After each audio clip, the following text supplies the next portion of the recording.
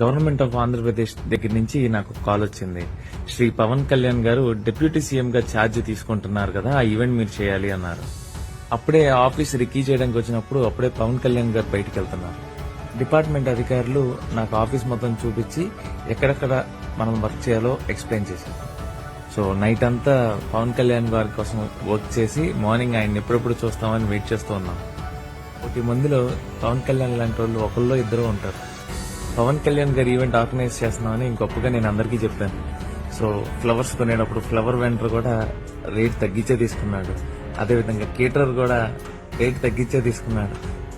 Food తెచ్చే vehicle అయితే food మొత్తం అన్లోడ్ చేసిన తర్వాత, సార్ పవన్ కళ్యాణ్ మావాడే, డబ్బులు నాకే ఓమాకని చెప్పి వెళ్ళిపోయాడు.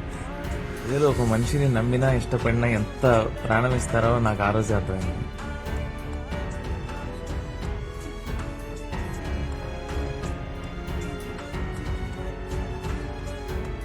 పవన్ కళ్యాణ్ మావాడు, పవన్ కళ్యాణ్ అనడం చాలా అలవాటైపోయి అక్కడ సార్ అని పిలవడం గానీ ఇదంతా నాకు కొత్తగా అనిపించింది. మొత్తానికి సార్ని చాలా దగ్గరలో అయితే చూశాను. చూద్దాం, ఫ్యూచర్లో సార్ని ఇన్ పర్సన్ కలుద్దాం.